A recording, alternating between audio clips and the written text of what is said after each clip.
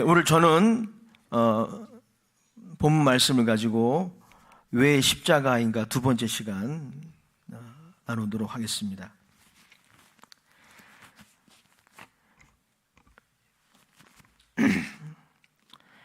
신약 성경에 등장하는 예수님의 반복적인 순환 예고를 잘 살펴보면 좀 특이한 게 있습니다. 그건 뭐냐면 예수님이 이 자신의 이 죽으시는 것을 예고하시되 고난을 받고 죽으실 것이다, 이렇게 예고를 하세요. 그 중에 하나가 바로 마가복음 8장 31절에 나와 있는데요. 마가복음 8장 31절에 이렇게 기록하고 있습니다. 인자가 많은 고난을 받고 장로들과 대제사장들과 서기관들에게 버림받아 되어 죽임을 당하고 사흘 만에 살아나야 할 것을 비로소 그들에게 가르치시되. 장로들과 대제사장들과 서기관들에게 버림받아, 그냥 죽는 게 아니라 버림받아서 또 고난을 당하고 그리고 죽임을 당할 것이다 라고 예언을 하셨습니다. 마태복음 16장에도 또 누가복음에도 동일하게 그 예고가 등장을 하고 있어요. 특히 여러분 요한복음에 보면 예수님이 그냥 고난이 아니라, 그냥 보통의 죽음이 아니라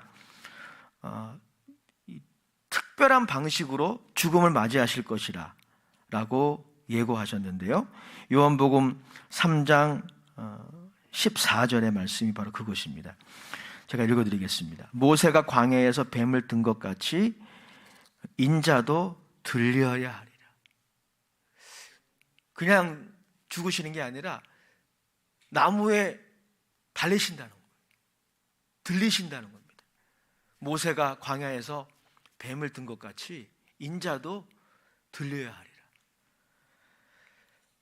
어떤 죽음의 방식으로 죽으실지를 예고하신 거예요. 요한복음 12장 32절에도 동일한 말씀을 예수님이 하셨어요. 이렇게 말씀하고 있습니다. 내가 땅에서 들리면 모든 사람을 내게로 이끌겠노라. 할렐루야. 땅에서 들리신다는 거예요. 예수님은 반드시 이 일이 자신에게 일어나야 함을 거의 강박적으로 가르치셨어요. 이게 꼭 일어나야 한다. 꼭 십자가형이어야 한다라는 의미이죠.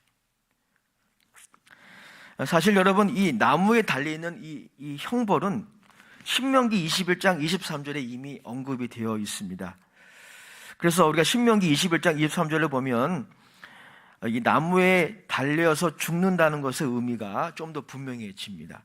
신명기 21장 23절에 보면 나무에 달린 자마다 저주 아래에 있는 자라, 저주를 받은 자다, 이렇게 말씀하고 있는데요. 즉 나무에 달린 자는 어떤 사람입니까? 율법을 지키지 않는 자가 받는 형벌, 이것이 나무에 달리는 것이에요. 나무에 달리는 것이 바로 그것입니다. 율법을 지키지 않는 자가 받는 형벌, 이것이 나무에 달리는 것입니다. 그게 바로 저주의 의미예요. 좀 더 구체적으로 표현하면 갈라디아서 강해의 저자 피터 아담이 말한 것처럼 이 저주라고 하는 것은 하나님과의 언약을 배신한 자에 대한 하나님의 심판과 진노를 의미합니다. 좀 더 부연 설명을 드리면 이 저주는 스스로의 힘으로는 벗어날 수 없으나 반드시 해결되어야 하는 인간의 곤경을 의미해요. 사도 바울에 따르면 그래서 인간은 율법을 지킴으로 의롭다함을 받으려고 할 때 이 율법의 저주 아래에 있게 된다는 거예요. 왜냐하면 저나 여러분들이나 그 누구도 율법 전체를 지키는 사람은 없기 때문에, 그 누군가가 율법 전체를 지킬 수 있다면 율법의 저주 아래 놓일 이유가 없죠. 우리 중에 그런 사람은 아무도 없습니다. 또 여러분, 우리가 외면적으로 율법을 지킨다 하더라도 내면적으로 율법을 지키느냐, 그 점에 우리는 자신이 없어요.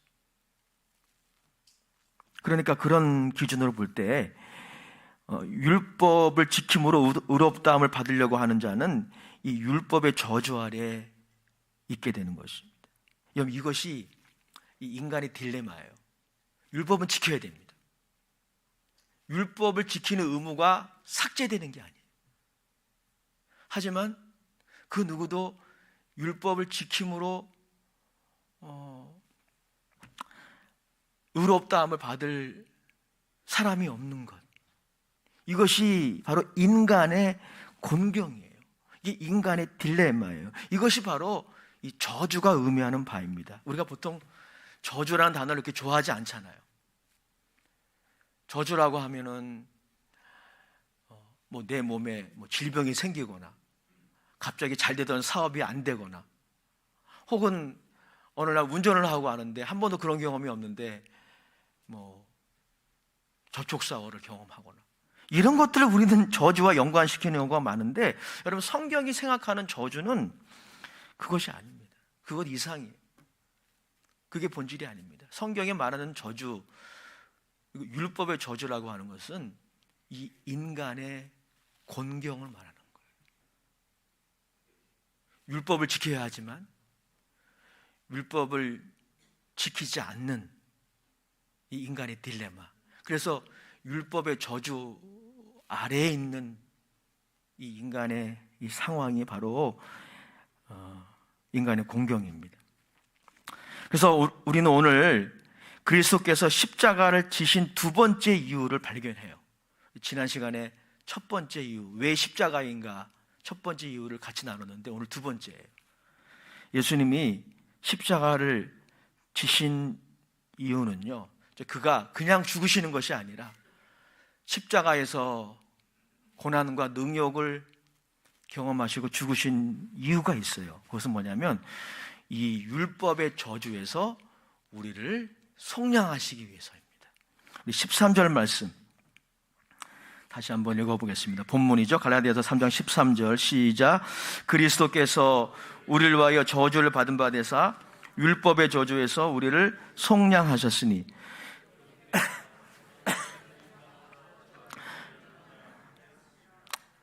아멘. 즉 여러분, 예수님이 왜 십자가를 지셨습니까? 그분은 우리의 형벌을, 우리가 담당해야 하는 형벌, 그게 저주예요. 그 형벌을 대속하기 위해서 십자가에 달리신 것이죠. 우리를 대신하여 저주를 받으신 것입니다. 예수님은 이 저주를 대속하고 우리를 이 곤경으로부터, 율법의 저주 아래에 있는 인생의 그 곤경, 거기서 나와야 되거든요. 거기서 나오지 않으면 계속 반복되는 것이죠. 육신의 정욕과 안목의 정욕과 이생의 자랑을 따라 살아가는 삶, 죄책감을 느끼면서도 후회하면서도 거기서 나오지 못하는 거예요. 그게 인간의 공경이거든요. 왜? 율법의 저주 아래에 있기 때문에 거기서 못 나오는 겁니다. 예수님이 십자가에 죽으신 것은 그 저주를 대속하고 우리를 해방시키기 위함입니다. 여러분, 율법은 좀 전에 말씀드린 것처럼 하나님의 도덕적 됨됨이를 표현하는 것이기 때문에 율법은 선한 거예요. 율법을 악하게 보면 안 됩니다. 뿐만 아니라 율법은 정의로우신 하나님이 직접 제정하신 겁니다. 이스라엘 백성들이 만들어낸, 여론 수렴해가지고 만들어낸 게 아닙니다. 하나님이 모세에게 직접 계시하신 거예요. 율법은 그래서 선한 거예요. 그래서 율법의 저주도 공정합니다. 부당하지 않아요. 저주라는 단어를 써서 그렇지 율법의 저주는 정당합니다. 그리고 율법의 저주는 율법의 요구를 바탕으로 하고 있어요. 그 요구는 무엇일까요? 다음과 같아요. 율법을 지키지 않는 자에게 형벌을 부과함으로 율법의 요구는 만족이 됩니다. 그러니까 여러분, 이건 상식적으로도 이해가 되죠. 여러분들이 법을 어겼어요. 그러면 그 법의 정죄를 어떻게 해결할 수 있습니까? 여러분이 페널티를 물어야 돼요. 법이 집행돼야 됩니다. 상식적으로도 이해해야 되는 거예요. 율법의 율법의 요구를 충족시키기 위해서는 그 율법을 지키지 않음으로 부과되는 형벌이 만족이 돼야 돼요. 페널티가 지불돼야 돼요. 우리 모두의 공경이 바로 여기에서 시작되는 거예요. 무엇입니까? 이 율법의 저주 아래 있다는 것이죠. 즉 우리 모두의 공경은 이 율법의 저주를 율법을 범한 우리가 담당해야 되는데 담당하지 않고 못한다는 데 있는 거예요. 이게 우리의 공경이에요. 그 율법의 저주를 담당해야 그 공경에서 나올 수 있는 거예요. 그 정죄에서 해방될 수 있는데 우리가 그것을 할 수가 없는 겁니다. 그것은 인간이 갚아야 할 부채입니다. 그리고 정말 중대한 빚입니다. 인간이 당해야 할 정죄예요. 그리고 인간이 처하게 될 노예의 상태입니다. 영국의 신학자 존 스타트는 그리스도의 십자가라는 책에서 바로 이 인간의 공경이 우리 모두에게 해당되고 이것은 우리 모두가 이 저주 아래에 있음으로 말미암아 죄와 불법에서 나오지 못함을 의미한다고 말하고 있어요. 이 인간의 공경에서 나오지 못하면 우리는 계속 죄와 불법을 따라 살다가 여러분 마지막은 뭐 뻔하잖아요. 하나님이 지옥이라는 공간을 왜 만드셨을까요? 제가 1, 2부 예배 때도 이 부분을 나누었지만은 여러분 지옥이라는 것은 그리스도인들이 만들어낸 그런 전설적인 이야기가 아닙니다. 실제 있는 공간이에요. 하나님으로부터 영원히 분리된 공간이에요. 근데 여러분 하나님이 그 지옥을 인간을 위해서 만든 게 아니라고 그러더라고요. 저는 일리가 있다고 봐요. 사랑의 하나님, 자비의 하나님이 우리 모두를 지옥에 보내시려고 창조하셨겠어요? 전 그렇지 않다고 봐요. 그러나 여러분 이 저주 아래 계속 살아가면 결론은 종착역은 지옥일 수밖에 없어요. 하나님과의 영원한 분리. 바로 그것이 지옥입니다. 그런데 여러분 십자가에서 도대체 어떤 일이 일어난 것입니까? 오늘 그것을 함께 나누기 원합니다. 십자가에서 하나님의 아들이 고난당하고 죽으셨습니다. 좀 더 정확하게 표현하면 하나님의 아들이 하나님께 버림을 받으셨어요.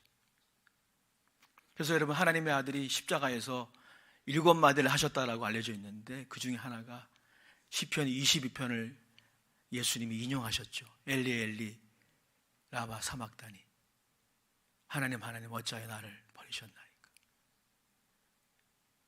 여러분 그것은 하나님의 아들이 십자가에 죽으시는 동안에 갑자기 외로움을 느끼셔서 그렇게 절규하신 것이라고 볼 수 없어요.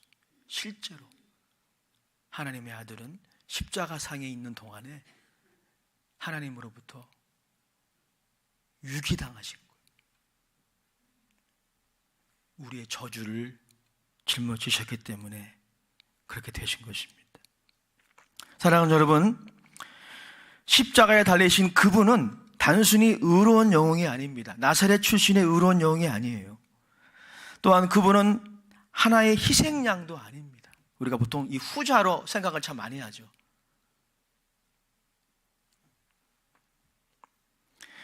십자가에 못 박히신 그분은 하나님의 아들이시며 좀 더 정확하게 삼위일체적으로 표현하면 하나님 자신이십니다. 그가 대신 고난을 당하신 것입니다. 우리를 대신하신 거예요. 그래서 그분은 십자가에서 우리의 형벌을 대신하셨어요. 여러분, 이 형벌 대속의 교리를 주장하는 그러한 말씀들이 성경에 무궁무진합니다. 하지만 그 중에 가장 대표적으로 고린도후서 5장 21절의 말씀을 나눌 수 있습니다. 우리 같이 한번 읽어보겠습니다. 시작. 하나님이 죄를 알지도 못하신 이를 우리를 대신하여 죄로 삼으신 것은 우리로 하여금 그 안에서 하나님의 의가 되게 하려 하심이라. 우리를 대신하여 죄를 알지도 못하신 이니 누구를 가리킵니까? 하나님의 아들 예수 그리스도를 가리키는 거죠. 죄에 대한 경험도 없으신 그분, 우리를 대신하여 죄로 삼으셨다는 거죠. 또한 여러분, 사도 베드로도 베드로전서 2장 23절 24절에 예수님이 십자가에서 이루신 것들을 이렇게 증거하고 있습니다.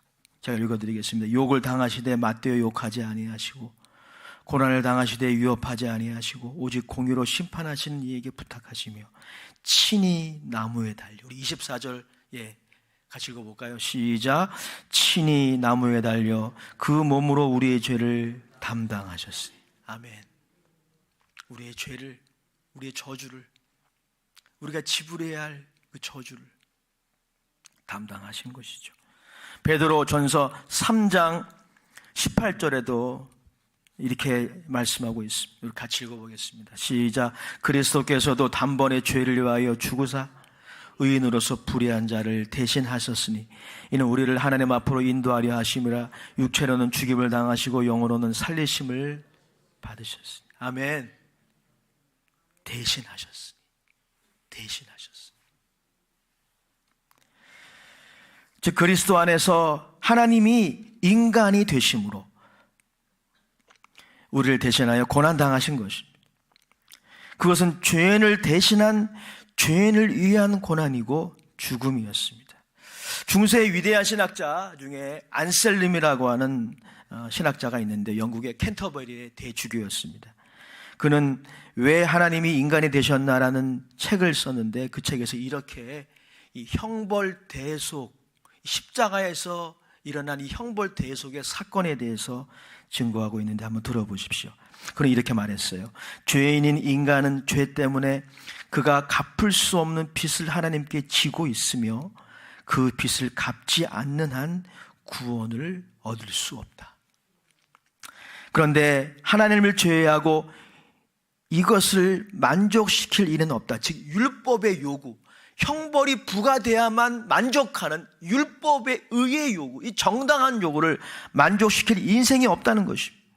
하나님을 제외하고 말이죠. 하지만 동시에 이것은 인간이 해야 하는 일이에요. 인간이 범했기 때문에 인간이 해야 합니다. 도대체 이 문제를 어떻게 해결할 수 있단 말입니까? 아마 하나님께도 이것은 난제였을 거예요. 큰 난제였을 것입니다. 하나님은 하셨어요. 이것을 만족시킬 분은 오직 한 분입니다. 예수 그리스도. 즉 완전한 하나님이시며 완전한 인간이신 예수. 그분만이 하실 수 있다. 아멘. 안셀름의 이해에 따르면 이런 거죠. 좀 더 정리해드리면 율법을 어긴 당사자는 인간이므로 그 잘못을 배상해야 하는 이도 인간이어야 한다는 것. 또한 배상을 요구하시는 이가 하나님이시기에 오직 하나님만이 필요한 배상을 마련할 수 있다는 것. 사랑하는 여러분, 그래서 우리는 십자가에서 세 인격이 아니라 두 인격을 봅니다. 한 분은 하나님이시고 다른 한 분은 바로 우리들입니다. 십자가에서 하나님은 우리의 형벌을 제3자 아들에게 내리신 것이 아닙니다. 그건 불공정한 거예요. 어떻게 여러분이 범한 일에 대한 형벌을 제3자가 변제합니까?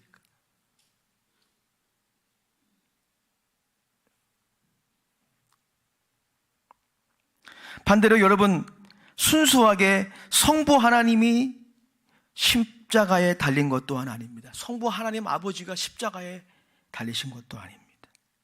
만약에 그렇다면 율법을 범한 인간의 책임은 도외시되는 것이죠. 그것도 공정치 않아요.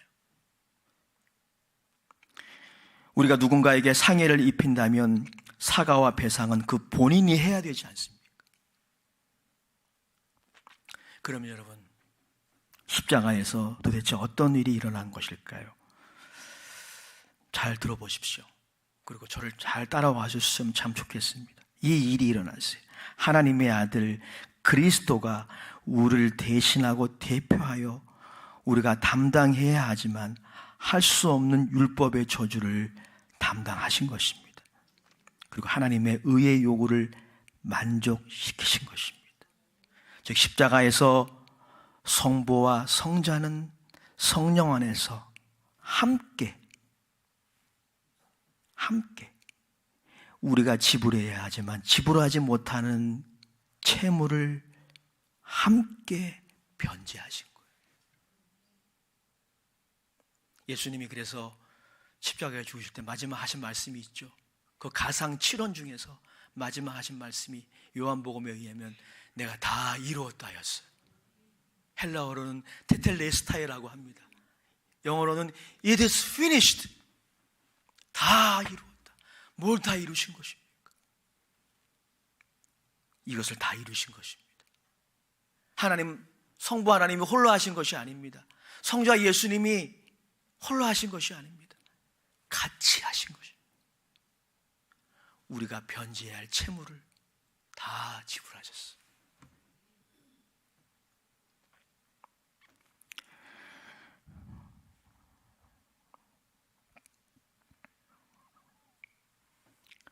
하나님의 아들 그리스도가 우리를 대신하고 대표하여 우리가 담당해야 하지만 할 수 없는 율법의 저주를 담당하고 하나님의 의의 요구를 만족시키셨습니다. 즉 십자가에서 우리를 심판하실 수 있는 하나님이 그것을 하셨을 뿐 아니라 예수 그리스도가 불의한 인간 저와 우리를 대표하고 대신하여 그 일에 참여하신 것입니다.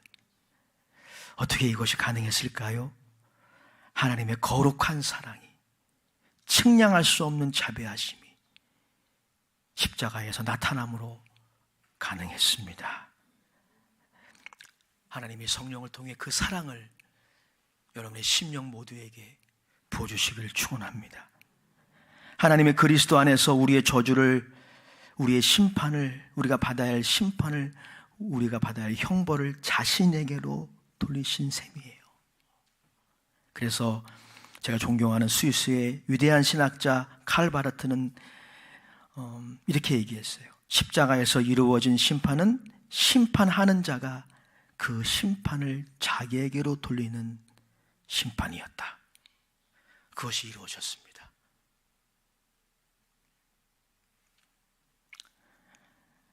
사랑하는 여러분, 그러므로 예수 그리스도의 십자가에 능력이 있습니다.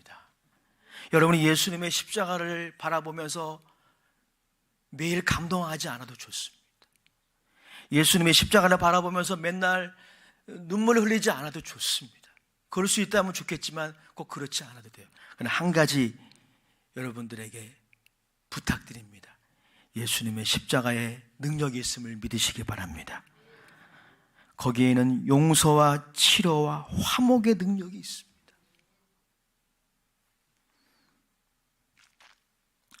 십자가에서 목마름과 고통과 상처, 아픔, 고독 속에 일그러진 아들의 얼굴을 바라봅시다. 그래서 여러분, 기독교의 신학은 영광의 신학이 아니고 십자가의 신학입니다. 루터가 그렇게 말해요. 우리가 바라봐야 될 것은 십자가에서 우리를 대신하여 저주를 담당하신 하나님의 아들의 얼굴입니다. 하나님의 아들이 십자가를 지셨기에 그의 죽음에는 저주를 풀어내는 능력이 있습니다. 정말 그러합니다. 신기하게도 예수님의 십자가를 믿음으로 바라보는 자마다 이 능력을 경험합니다. 제가 지난번에도 한번 인용해 드렸죠. 루이스 월리스가 만든 그 배너라는 영화. 그 영화 아마 보신 적이 있으실 거예요. 그 배너의 평생의 회한이 뭡니까? 자기를 배신한 자신의 친구 메살라에 대한 미움이잖아요. 전차 경주를 했어요. 그 영화의 한 장면이죠. 아주 그 장면이 참 유명해요. 그 전차 경주를 통해서 배너가 이겼어요. 배너가 의도하진 않았지만 그 전차 경주에 그 큰 사고가 나서 자신이 그토록 미워했던 그 메살라가 자신의 눈앞에서 죽었습니다. 고통 속에 죽어갔어요. 그럼 이런 배너의 마음에 해결이 돼야 되잖아요. 그런데도 해결이 되지 않아요. 언제 해결이 됐습니까? 배너가 십자가에 못 박히신 그 현장에 있었어요. 그 찬양이 생각이 납니다. 거기 너 있었는가? 그때 주가 십자가에 달리실 그때 거기 있었는가? 그 찬양이 있는데 배너가 바로 그 자리에 있었어요. 영화에 보면 그 자리에 있었어요. 그리고 예수님이 자신을 능욕하고 조롱하고 십자가에서 내려와 봐라 그러면 믿겠노라 라고 말하는 그 군중들을 위해 기도하는 소리를 들었어. 그가 돌아왔습니다. 돌아와 보니까 자신의 어머니 여동생이 문둥병이 고침받은 거예요. 근데 그게 다가 아니에요. 그게 배너라는 영화의 마지막이 아닙니다. 배너라는 영화의 마지막 이 왜 해피엔딩이냐면 배너가 이렇게 얘기해요. 자신의 어머니에게 내가 그를 보았을 때 그 십자가에서 그 일그러진 그 아들의 얼굴을 보았을 때 하나님이 내 마음에서 칼을 빼앗아 갔습니다. 그게 결론이에요. 그래서 여러분 십자가에는 능력이 있는 것입니다. 예수님이 십자가를 바라보는 자마다 저주에서 해방되는 것입니다. 14절의 말씀 마지막으로 읽겠습니다. 14절 시작. 이는 그리스도 예수 안에서 아브라함의 복이 이방인에게 미치게 하고 또 우리로 하여금 믿음으로 말미암아 성령의 약속을 받게 하려 함이니라. 사랑하는 여러분, 아브라함의 복은 무엇입니까? 이것은 물질적인 축복만이 아닙니다. 아브라함의 복은 우리가 성령의 약속을 받게 된다는 의미입니다. 즉 우리가 하나님 자신을 누리는 삶으로 초대된 것을 의미합니다. 성령의 약속이란 하나님 자신을 누리고 그를 영원한 기업으로 삶의 자원으로 모시는 거예요. 율법의 저주를 두려워하는 노예가 아니라 자유함으로 그리고 자원함으로 성령의 인도함을 따라 가는 삶이 우리에게 허락된 것입니다. 선물로 주어진 것입니다. 누구든지 예수를 믿으면 이 성령의 약속이 그에게 선물로 주어지는 것입니다. 그의 피로 말미암아 이 성령을 따라 사는 것, 이 새로운 순종을 제임스 패커는 이렇게 표현했어요. 그리스도의 십자가라는 책에 나온 그의 글을 인용하겠습니다.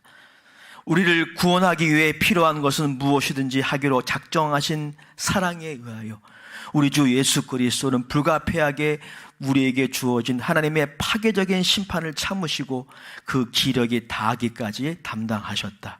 그로 인해 우리에게 사죄와 양자됨과 영광을 주신다. 그러므로 형벌 대속을 인정하는 것은 신자들이 특히 이 형벌에 있어서 그리스도께 빚진 자들이며 이 사실이 현재부터 영원까지 신자들의 모든 기쁨, 평화, 찬미의 원천이 되는 것이다. 결론입니다. 사랑하는 여러분, 이제 예수님의 십자가로 인하여 말씀과 성령을 따라 살아가는 새로운 순종의 삶이 열린 것입니다. 아브라함의 복이 우리에게 임한 것입니다. 주님의 십자가만 보고 따라갑시다. 여러분, 성령의 인도함을 따라가는 새로운 순종의 삶을 살기 위해서 우리에게 꼭 있어야 될 것이 있어요. 배너가 그 일그러진 얼굴을 바라보며 따라간 것처럼 우리도 그분 바라보며 따라가야 돼. 참 놀라운 거는 우리 그분을 바라보며 따라가면요, 할 수 있습니다. 사랑할 수 있습니다. 치료받을 수 있습니다. 이 믿음의 길 걸어갈 수가 있습니다. 하나님을 섬기는 동기가 두려움과 걱정이 아니라 하나님께 감사하려는 아름다운 열정에서 시작될 수 있습니다. 그리스도와 교회를 향한 깊은 사랑으로, 자원함으로 주님을 따라가게 됩니다. 이것이 바로 예수님을 그리스도로 영접한 여러분 모두가 받을 아브라함의 복입니다. 이 복을 다 받으시기를 주의 이름으로 축원합니다. 그리고 이방인, 나그네, 가족, 이웃에게 이 복을 전하시기를 다시 한번 주의 이름으로 축복합니다. 우리 그런 의미에서 오른손을 높이 들고 한번 선포합시다. 나도 성령님과 함께 이번 사순절에 한 영혼 이상에게 예수님을 전하겠습니다. 기도하겠습니다. 좋으신 아버지 하나님, 왜 십자가인가 두 번째 시간을 나누었습니다. 이제 우리가 성령님을 따라 살아가는 삶, 배너가 그 영화에서 그러한 것처럼 우리도 십자가에서 우리의 형벌을 대속하고 저주를 담당하신 그분의 얼굴을 바라보며 한 걸음 한 걸음 따라가게 하옵소서. 아브라함의 복의 주인공들이 다 되게 하여 주옵소서. 예수님의 이름으로 축복하며 기도드립니다. 아멘. 말씀을 생각하며 우리 찬송가 151장, 통합 찬송가 138장